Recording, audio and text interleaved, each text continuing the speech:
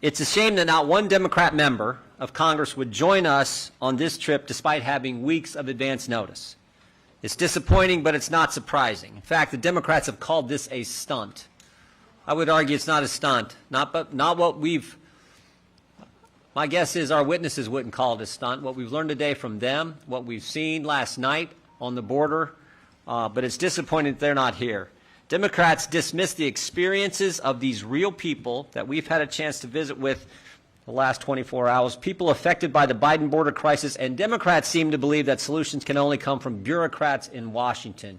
We actually think they come from the American people. Democrats were here and saw what we're seeing. Maybe we'd have a chance at ending this crisis and actually securing our southern border. According to Border Patrol agents, last night there were over 200 folks who crossed the border last night. We got to see the unfinished wall. Everyone tells us that walls work, walls help. Every agent we've talked to says that's the case, and yet we saw places where it should have been finished but wasn't. This morning we were at the Yuma Regional Medical Center. We heard from Dr. Trenchell and his great staff about the $26 million in uncompensated care that they've had to administer. Now, they're willing to help everybody, and they do, but it'd be nice to get actually paid for the great work that they do, and some other concerns that they had that impact the residents of this wonderful community. And, of course, we saw the damage. We heard from growers today, the damage that happens to them and the crops in the fields, and a host of other issues that we'll get to, I think, in the course of our hearing this afternoon. But by not being here and seeing firsthand is no excuse for inaction. Numbers don't lie. January's southwest border encounter number was 156,000, 36% higher than the total number of encounters in January 2021 and January 2020 combined.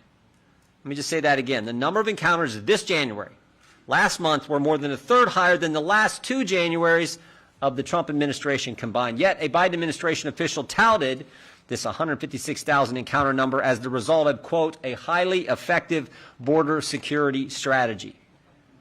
Only in Joe Biden's America is over a 5,000 illegal migrants encountered per day on the southwest border a cause to celebrate. Never forget what happened on day one. Day one, January 20th, 2021, Joe Biden said, we're not going to build the wall anymore. We're not going to keep the Remain in Mexico policy, and we're not going to deport any illegal migrants who come in for an immigration violation. So think about that.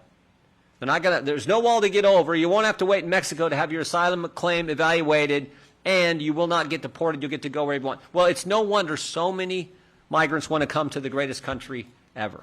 And that's the situation he had. He's also called on Congress to pass a massive amnesty package. All of these reckless actions let people around the world know that our border is open and the illegal border crossings haven't stopped since that day. Again, numbers don't lie. 4.75 million encounters since Joe Biden's been in office. Nearly 1 million of those have crossed in just the first 4 months of fiscal year 2023. Over 1.89 million illegal aliens encountered along the southwest border have been released into American communities by the Biden administration. 14,700 pounds of fentanyl were seized by Custom and Border Protection officials during fiscal year 2022.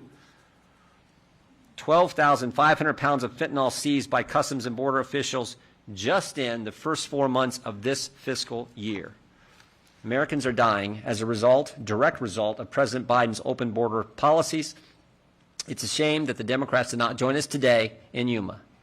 They would have learned a thing or two. They could have heard from the farmers and landowners and the growers that I talked about earlier.